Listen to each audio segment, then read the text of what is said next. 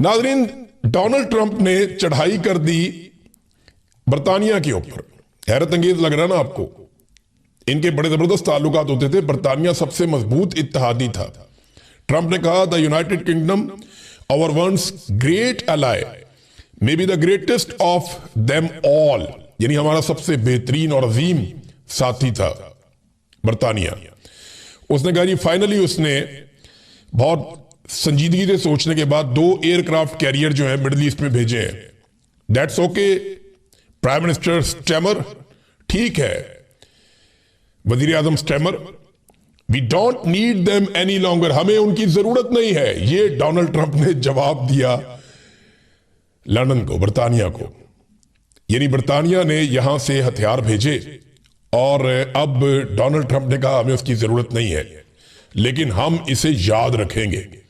We don't need people that join war after we have already won. हमें आप लोगों की जरूरत नहीं है उस वक्त जब हम ऑलरेडी जंग जीत चुके हैं, ये डोनाल्ड ट्रंप ने कहा। देखिए बाकी ममालिक चाहे यूरोप है चाहे बरतानिया है, ये और भी बहुत सारे मुल्क हैं, वो इस लड़ाई में क्यों नहीं उतर रहे? वो सारे ये जानते हैं कि इंसानों ने जितने खतरनाक हथियार बना लिए दूसरी जंगी अजीम के बाद, और जिस तरह रशिया और चाइना साथ खड़े हैं ईरान के, ऐसी सूरत हाल में अगर वो इस जंग का हिस्सा बनेंगे तो उनके मुल्क के ऊपर भी इसका रद्देअमल आएगा। और वो एक ऐसी जंग शुरू नहीं करना चाहते जिससे पूरी की पूरी इंसानियत तबाह हो जाए। डोनाल्ड ट्रंप का मसला और है, उनका पूरा का पूरा करियर और हर चीज दांव पे लगी हुई है। डोनाल्ड ट्रंप या तो ऐवान सदर में रहेंगे या जेल में जाएंगे, ऐसा दिखाई दे रहा है। उनका मुआखजा तो पक्का है, वो अपने मुंह से कह चुके हैं मेरा मुआखजा होगा। और mid term election Donald Trump के जीतने के इम्कान है ही नहीं, बहुत बुरे हालात हैं। वो न्यूयॉर्क का मेयर नहीं जीत सके, ममदानी वहां पे इलेक्शन जीत गए। तो डोनाल्ड ट्रंप की फ्रस्ट्रेशन तो समझ आ रही है। नेतन्याहू भी मुजरिम है, उनके ऊपर इसराइल के अंदर भी मामला आता है। वो चाहते हैं उनको सदारती माफी मिल जाए, उसके लिए वो सिफारिशें भी करते रहते हैं। तो इनके हालात बड़े पतले हैं, इनकी लड़ाई तो समझ आ रही है, लेकिन यूरोप और बरतानिया अपने आप को इस हलाकत में डालना नहीं चाहता, क्योंकि वो ये जानते हैं कि जितने खौफनाक हथियार इस वक्त दुनिया में मौजूद हैं वो पूरी दुनिया को आग लगा देंगे। अब नाज़रीन एक आखिरी खबर मैं आपको देता हूं, और ये भी पाकिस्तानी हुक्मरानों की ढिठाई और बेशर्मी है। पाकिस्तान का जो वजीर आजम है और जो उनकी टीम है वो ये कह रहे हैं कि क्योंकि आलमी सतह पे सारे मुल्कों में पेट्रोल की कीमतों में इजाफा हो रहा है, इसलिए हमने भी पेट्रोल की कीमतों में इजाफा कर दिया है। अब मैं आपके सामने हकायक रखता हूं मुल्कों के साथ साथ कि जंग से पहले और जंग के बाद किस किस मुल्क में पेट्रोल की कीमत कितनी बढ़ी है। पाकिस्तान में 266 से 321 तक पहुंची है, यानी ये जंग से पहले और जंग के बाद एक हफ्ते का डाटा है। इंडिया में 1 रुपया भी कीमत नहीं बढ़ी। बांग्लादेश में 5 रुपए कीमत बढ़ी है, यानी 125 का था 130 का हो गया। अफगानिस्तान में कीमत नहीं बढ़ी, उतने का ही है। नेपाल में 4 रुपए कीमत बढ़ी है, 186 का था 190 का हो गया। श्रीलंका में 365 का था, ये श्रीलंकन पैसे हैं, 370 का हो गया, यानी 5 रुपए वहां पे बढ़े हैं। तुर्की में 41 लीरा का था, 43 लीरा का हो गया, यानी 2 रुपए उनके बढ़े हैं। और ईरान के अंदर जो है वो बहुत ही थोड़ी सी कीमत बढ़ी है। सऊदी अरब में बहुत माइनर थोड़ी सी, यानी डॉलर्स के अंदर अगर आप लें तो सऊदी अरब में 0.62 डॉलर के ऊपर मिलता था, 0.66 डॉलर पे मिल रहा है। यूएई में भी बहुत ही कम कीमत बढ़ी है। इसी तरह से चाइना के अंदर ना होने के बराबर बढ़ी है। यूके के अंदर 1.78 अमेरिकी डॉलर, अब ये पहुंची है 1.85 अमेरिकी डॉलर, बहुत ही माइनर सी। जर्मनी के अंदर 1.82 से 1.89, बहुत ही मामूली सी, यानी पाकिस्तानी रुपयों में चंद रुपए बनते हैं, चंद रुपए बनते हैं पाकिस्तानी रुपयों में अगर आप इसका अंदाजा लगाएं तो। जबकि अमेरिका के अंदर 0.85 डॉलर, यानी $1 से कम में पहले मिलता था, अभी भी $1 से कम में मिलता है, 0.90। यानी इन सब ने जो कीमत बढ़ाई 5 से 10 रुपए पाकिस्तानी बनते हैं, 5 से 10-12 रुपए पाकिस्तानी बनते हैं। इन सब ने जो कीमत बढ़ाई है अपने अपने मुल्कों में, और हमने कितनी बढ़ाई? 55 रुपए। बाकी दुनिया की निस्बत 5 गुना ज्यादा पैसा हमने वसूल किया पाकिस्तानियों से। ये फैक्ट, ये फिगर मैं आपके सामने रख रहा हूं, जंग से पहले और जंग के बाद। ये कौम को बेवकूफ बना रहे हैं जैसे इन्होंने 8 फरवरी 2024 को आसिम मुनीर साहब के साथ मिलकर कौम को बेवकूफ बनाया और पूरे के पूरे मैंडेट पे डाका डाल दिया, बिल्कुल वैसे ही ये फिर कौम को बेवकूफ बना रहे हैं। लेकिन कौम की आंखें खुल गई हैं, हाथ नहीं खुले अभी। कश्मीर में 50 के करीब लाशें गिरी हैं। नवाज शरीफ ने उन पे एक लफ्ज भी नहीं बोला, मगर वजीर आजम बनने की ख्वाहिश का इजहार किया है।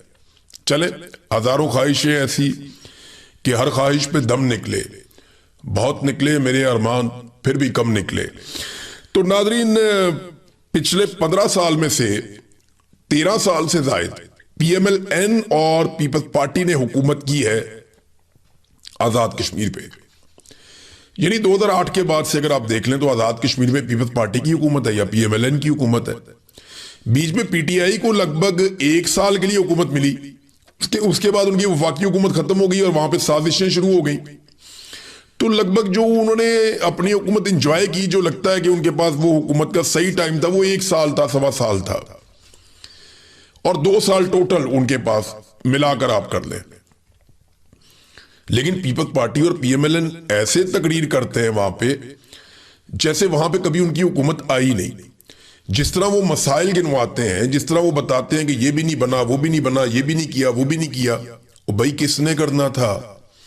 इमरान खान को तो 1 साल मिला कश्मीर, बाकी 13-14 साल तो आपके पास रहा और हमेशा से मिलिट्री एस्टेब्लिशमेंट के पास है। अगर कश्मीर में एयरपोर्ट्स नहीं है, मोटरवेज नहीं है, सारी सहूलियात नहीं है, जो 38 उनकी डिमांड्स हैं उनमें ज्यादातर वो हैं जो उनके इंफ्रास्ट्रक्चर के बारे में है, उनके लोगों के बारे में, उनकी डेवलपमेंट और तरक्की के बारे में है। अगर वो सब कुछ उन्हें नहीं मिला तो उसके लिए रिस्पॉन्सिबल तो वही जमाते हैं ना जो वहां पे इक्तदार में रही है। या आप 1 साल वाले इमरान खान के खाते में डाल देंगे सारा कुछ। तो ये ऐसे तकरीरें कर रहे हैं जैसे अपोजिशन है। बिलावल वहां तकरीर करता है, ऐसा लगता है कि बिलावल हुकूमत में नहीं, हालांकि हुकूमत बिलावल की है। पिछले जितने अरसे में ये सारा कुछ हुआ, जो खेल खेला गया, वो बिलावल की हुकूमत ने खेला है वहां पे आजाद कश्मीर ने। ये जो मार कुटाई हुई बिलावल की हुकूमत ने की, कलअदम करार दिया बिलावल की हुकूमत ने किया, लोगों का कत्लेआम हुआ बिलावल की हुकूमत में हुआ, लोगों के सरों पे इनाम रखा गया बिलावल की हुकूमत में रखा गया। ये जितनी फोर्सेस बुलाई गई, जुल्म और बर्बरियत की गई, ये सारा कुछ बिलावल के दौरे हुकूमत में हुआ है आजाद कश्मीर में। और बिलावल वहां पे बड़ी चालाकी से अपोजिशन लीडर बनने की कोशिश करता है। हुकूमत उसकी है, खुद को अपोजिशन बनाकर पेश कर रहा है। ये ना लोगों को बेवकूफ समझते हैं, लेकिन कश्मीरी बहुत समझदार हैं, पढ़े लिखे भी हैं, उन्हें शऊर भी है, उन्हें अंदाजा है कि उन्हें बेवकूफ बनाने आए और कोई चक्कर नहीं है। अगर कश्मीरियों को अपने वोट से फैसला करने का हक मिल गया तो याद रखिएगा इन दोनों जमातों की वहां पे जमानतें भी जब्त हो सकती है, जो इनके हालात हैं। अब नाजरीन, एक और खबर, इमरान खान साहब की बहनों ने अब जवाब दिया है। पहली मर्तबा नौरीन खानम भी आई, अलीमा खानम भी आई, और जो उनका एक मुतनाज़े बयान है नौरीन खानम का, उसके ऊपर उन्होंने स्टेटमेंट दिया। तो अलीमा खानम ने कहा कि मोदी की दोस्ती नवाज शरीफ के साथ है, यह पूछना जुर्म है। वो बगैर वीजे के मोदी को पाकिस्तान बुला सकते हैं, हम इतना नहीं पूछ सकते। आप नवाज शरीफ की बेटी से पूछें जो बताती थी कि इसको इंडिया से शालें भेजी गई हैं। मेरी बहन ने घर में बैठकर बात की थी, वो कोई पब्लिश नहीं किया था। हम 3 औरतें खड़ी हैं, जितने केसेस लगाने लगा दो। क्या कर लोगे? बाहर ही दोगे ना। ज्यादा से ज्यादा हम नहीं डरते, हम शहादत कबूल कर लेंगे। हम अपने भाई के साथ खड़े हैं, अपने मुल्क के लिए खड़े हैं, ये अलीमा खानम ने कहा। अच्छा, जो बात नौरीन खानम ने कही, उन्होंने भी एक बात की। देखें, उनका बेटा भी जेल में है अभी, और लोग भी अब बोलना शुरू हो गए हैं। मेरा बेटा मिलिट्री कोर्ट की वजह से जेल में है। कुलभूषण जिसने हजारों पाकिस्तानियों को मारा, ये कुलभूषण यादव की बात हो रही है, इंडियन एजेंट, रॉ का एजेंट।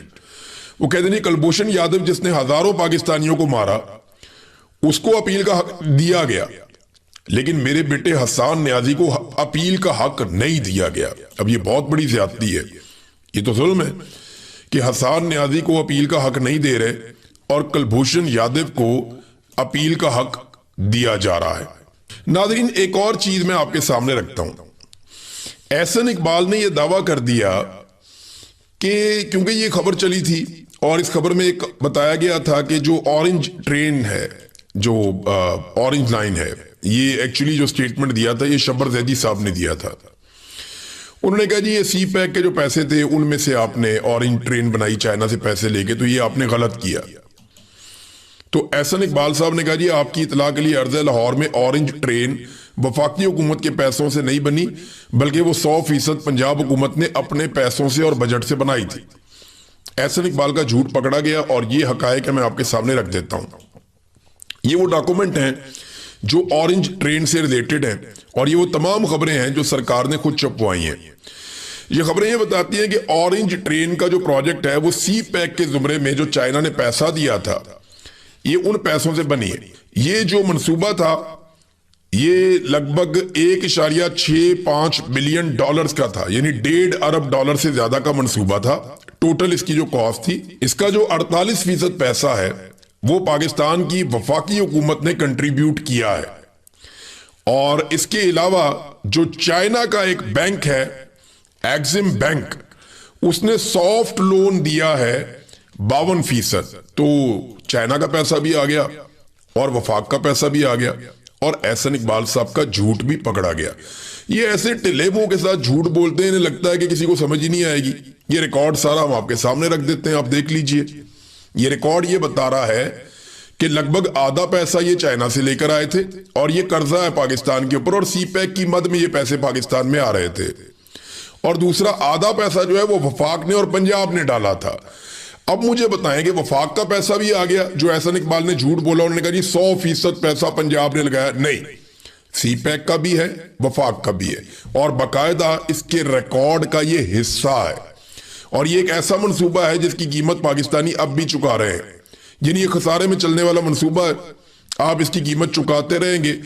पाकिस्तान में तालीम की जरूरत है, सेहत की जरूरत है, इंसानों को अपलिफ्ट करने की जरूरत है और बुनियादी इंफ्रास्ट्रक्चर की जरूरत है। वहां पे ये आलीशान मंसूबे बनाते हैं जिनमें बड़े बड़े किक बैक्स होते हैं ताकि पैसा बड़े बड़े ठेकेदारों की जेबों में जाए और ये इन मंसूबों को दिखाकर लोगों से वोट मांगे कि जनाब ये देखिए हमने इतने बड़े बड़े मीनार खड़े किए, इनको देखो और हमें वोट दो। हालांकि लोगों के पास खाने के लिए रोटी नहीं होगी उस वक्त, किसानों का इस्तेसाल हो गया, उनके लिए कोई पॉलिसी नहीं दी, लेकिन इन्हें वोट चाहिए लोगों को बेवकूफ बनाकर। नादरीन, कुछ थोड़ा सा खैबर पख्तूनख्वा की गवर्नमेंट के बारे में बात कर लेते हैं। सुहेल अफरीदी साहब ने एस्टेब्लिशमेंट की तकरीबन सारी बातें ही मानी है, जिसमें चीदा चीदा कुछ चीजें मैं आपको बता देता हूं। नंबर 1, उन्होंने एक्शन इन सिविल एड का एक कानून था जिसको कहा था फौरी तौर पे खत्म करेंगे, उन्होंने वो खत्म नहीं किया, एस्टेब्लिशमेंट की बात मानी, उसको कंटिन्यू किया। फिर फौजी ऑपरेशन पे उन्होंने कहा था जी हम नहीं होने देंगे, आज वो खुद कहते हैं कि हम कोऑर्डिनेशन के साथ फौजी ऑपरेशंस कर रहे हैं, उसके वो खिलाफ नहीं है। अवाम का इनखला उन्होंने कहा था हम नहीं होने देंगे, आज मुख्तलिफ इलाकों की अवाम के इनखला के अंदर सूबाई हुकूमत खुद मददगार है। फिर उन्होंने कहा था ड्रोन हमले बिल्कुल काबिल कबूल नहीं है, अब ड्रोन हमलों के ऊपर एक भी FIR नहीं होती और वजीर आला अपनी बेबसी आपको बता चुके हैं। फिर बजट भी उन्होंने कहा था हम पास नहीं होने देंगे, उन्होंने बजट भी एस्टेब्लिशमेंट के हुक्म के मुताबिक पास करवा दिया है। इमरान खान की आंख जब खराब हुई तो उस वक्त जब बहुत गुस्सा था लोगों में, तो एस्टेब्लिशमेंट की दरखास्त पे सुहेल अफरीदी साहब ने इनडोर एहतजाज किया, जिसमें वो पूरे खैबर पख्तूनख्वा को इकट्ठा कर सकते थे, लेकिन उन्होंने इनडोर एहतजाज किया। स्ट्रीट मूवमेंट में जो अमली तौर पे काम हुआ वो सिफर है, यानी स्ट्रीट मूवमेंट का अभी तक आगाज भी वो नहीं कर पाए। मोहसिन नकवी से उन्होंने मुकम्मल ताउन किया, यानी एस्टेब्लिशमेंट की वो कौन सी चीज या टारगेट है जो उन्होंने सुहेल अफरीदी से अचीव ना किया हो, और सुहेल अफरीदी उसके बदले में क्या ले पाए। ना उनकी इमरान खान से मुलाकात हुई, ना वो इमरान खान साहब को इलाज की सहूलत दिलवा सके, ना उनके डॉक्टरों से उनकी मुलाकात करवा सके, ना बेटों से बात करवा सके और ना फैमिली की मुलाकातें खुलवा सके, ना इमरान खान साहब का कोई भी स्टेटमेंट बाहर आता है।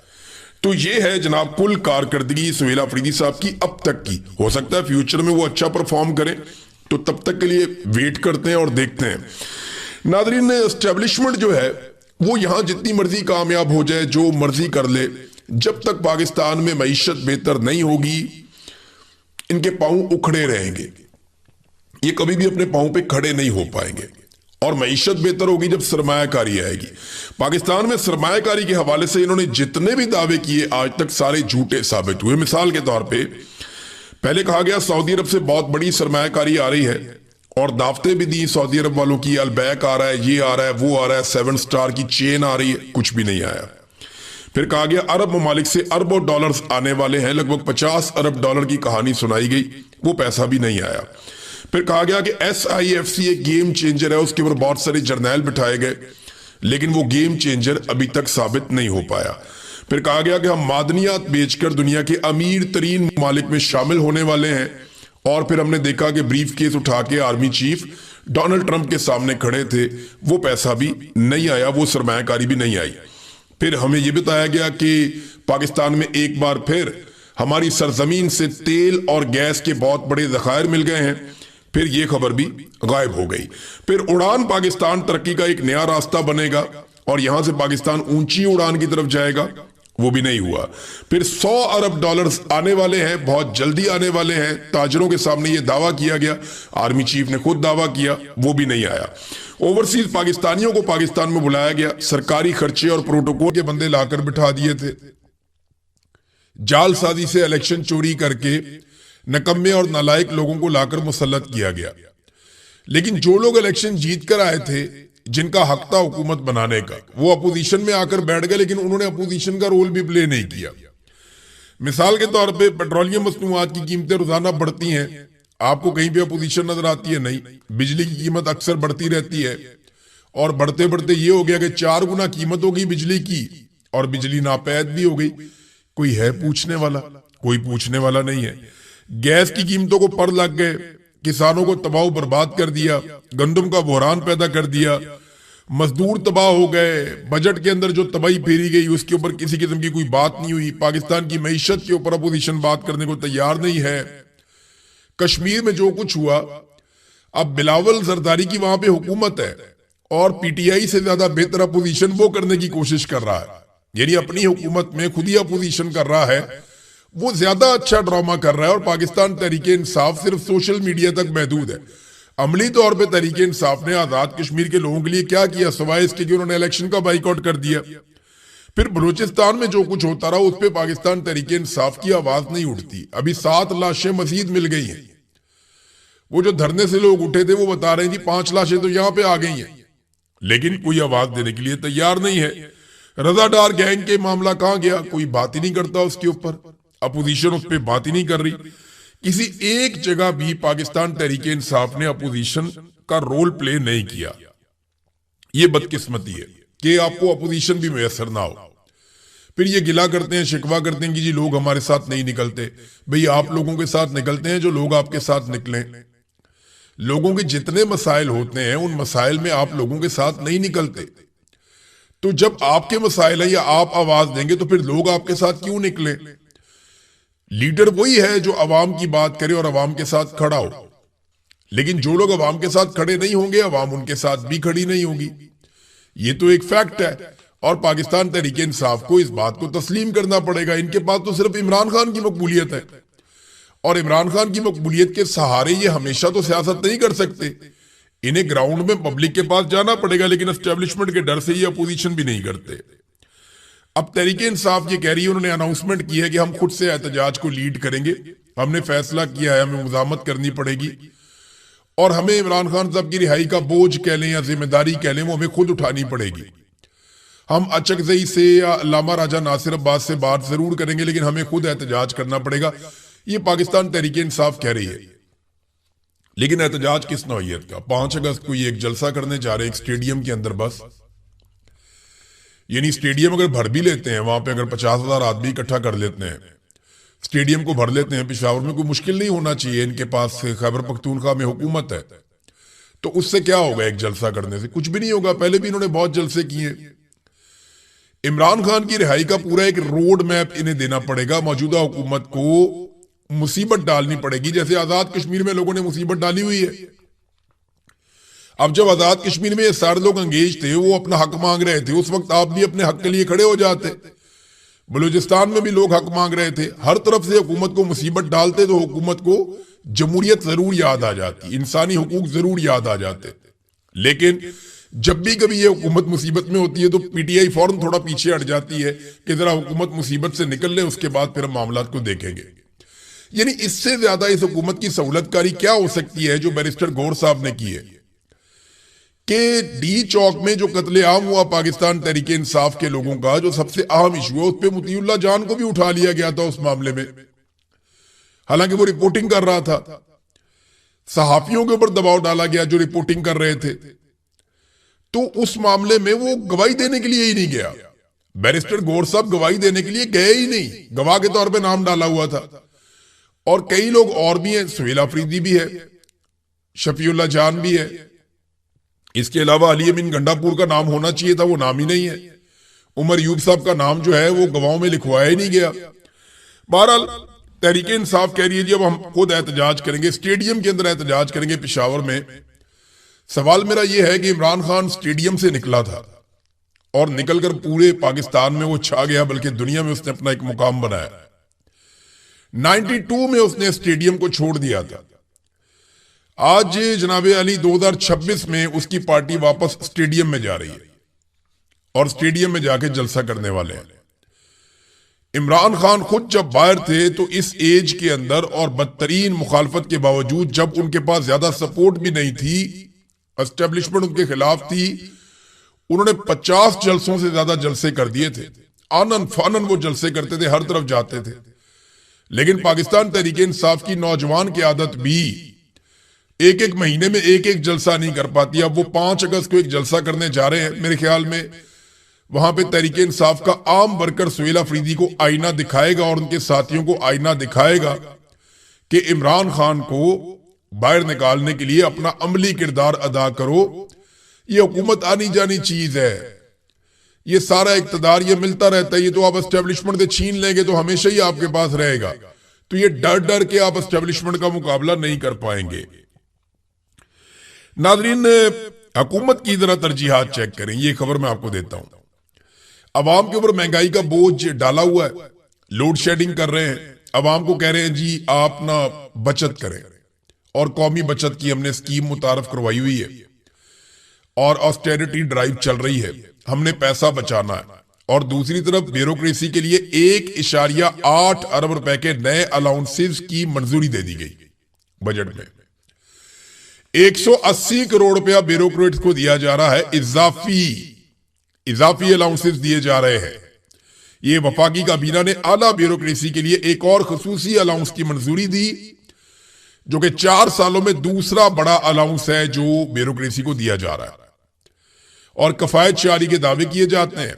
180 करोड़ रुपया मजीद ब्यूरोक्रेसी के नाम कर दिया गया। यह है नाजरीन पाकिस्तान में इस वक्त सूरत हाल और इनकी तरजीहात।